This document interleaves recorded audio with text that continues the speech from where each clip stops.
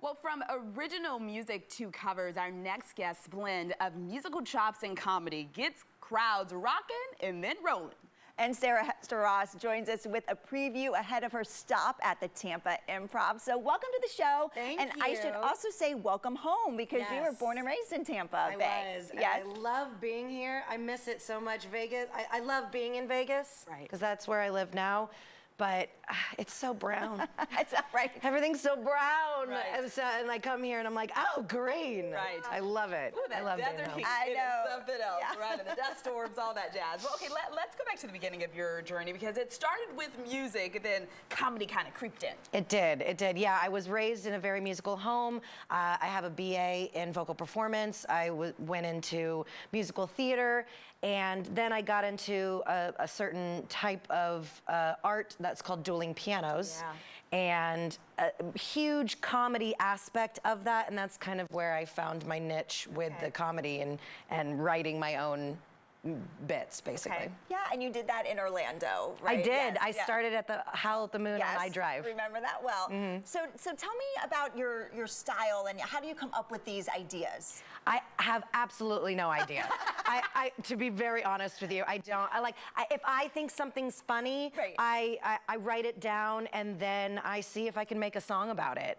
I do think that my comedy kind of tries to empower people and empower women specifically. Okay. I do think I have a feminist mindset of taking things that are going on with us right now and kind of switching them and being like, hey, let's try to laugh. Let's try and try to like poke fun at this a little bit just to make ourselves feel a little bit better. Yeah. Right. So that is a big part of my show, empowering women, empowering people into strength and being who they are, and I think I encourage people to laugh along with me while I do it. So you said you live in Vegas right now. You have a I show do. going on there. By the way, where is it? I work primarily at the New York Piano Bar, Hotel and Casino. Okay, so if someone's going there, go check her out. But right now, you're flying all across the country. What's it been like? What's been the response from audience members? And do you have people from TikTok who pop in there and love you? Well, so far, this is my first leg of my tour, and I did that because I'm from here, and I wanted to start it.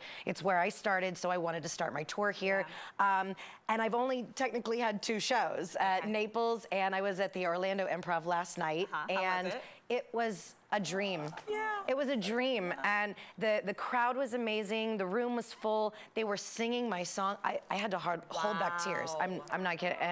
And that is like just melts my heart, and everybody was just having a great time. I had a great time, and so a lot of people from TikTok. Yeah, and you got some fame on there, right? Yeah, Did it shock you? That. It shocked me how quick it happened. Yeah. You know, and I think that's the specialty of the app, that it just can happen all of a sudden. I know. But yeah, it was really, I've been doing social media for years, and then all of a sudden I jump on this app. I was saying earlier, I think it was the right place at the right time, a little bit of kismet, you know what I mean? Because of the pandemic and everybody else had time, I had time. And so, but I'm running with it, you know? Good for you. Because you said you kind of did that because you had not lost your job, but everyone was home, the Las Vegas Strip closed down, obviously, Yeah. and so I had no night job, and so I had all this time and all these thoughts, and you know, and so it just kind of happened that way. And people needed to laugh at that time. I think so. Yeah. And people are coming through my meet and greet right now and telling me how I got them through the pandemic and stuff like that, and it was just, my heart melts, first of all, and I'm so grateful for the support. So well, let's talk about some of your original music, the inspiration for it, some of the names. Yeah, okay, so I have a song called Don't Mess with a Redhead, which you heard earlier. I love it. I've been singing it all day. No explanation needed. I think it's basically all the jokes that I get as being a redhead. one of my main shticks, which really got me going on TikTok, was my Florida Man series. And I don't have to explain Florida Man to you. It writes itself a There's little so much bit, right? material there, right? It's so funny. At my Florida shows these past week, I usually have this whole spiel of explaining Florida Man. I'm like, I don't have to do that to you get guys. it. Right. You get it. You live it. So. But yeah, so during the pandemic, I took Florida Man stories and I put them to song, and people kind of dug them, so I just kept going. Love it. So what can people expect if they go? Because you're performing tonight. I am. The Tampa Improv. So is it all music? It's some original music and then some funny mixed in? Yeah, well, it's mostly comedy music. I do have what I call normal songs that are like, but I'm chink, you know what I mean? Okay, yeah. So, but it is all music. It is all original music. Nice. I think I do one cover, which got pretty popular on TikTok, called Savage Daughter. Oh, yeah. People really seem to respond to that song, so I wanted to make sure that I did all the songs that people know of me from TikTok. Yeah. But because TikTok is short, I Yeah. only got 6 minutes. Right. They actually get to hear the full production of it. I play with a band. Fun. So- Are they redheads too? Did I see red wigs? Well, I make them be redheads I love it. because I'm the boss. Exactly. All right. Well, thank you for being here. We're going to have Thank you you. perform in just a minute, but first we want luck to tell Thank you everyone so more much. about the Tampa Improv. She will be performing tonight, and you can get tickets and find out more information at sarahhesterross.com. All right, now let's hear that song. Sarah, take it away. Well, this is one of my favorite Florida Man stories, and I wanted to share with you. So it's Florida Man showtime. You can't make this up. National television, I can't do that.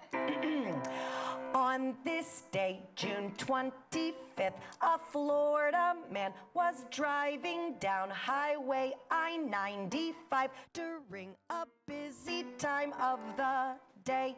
He looked to his left into the carpool lane of the highway and saw something unusual that he had to get proof of. He filmed a Florida man on the hood of a woman's car, talking on the phone, maybe to her, going 70 miles. He's never gonna give her up, he's never gonna let her go, but he's calling on the front hood, can we stop for tacos? He's never gonna let her go, cause if he does, he'll die, you know, but he's holding on to his flip-flops. Man's got priorities. This has been Florida Man Showtime. You can't make this up. Thank you. See you tonight at the Improv.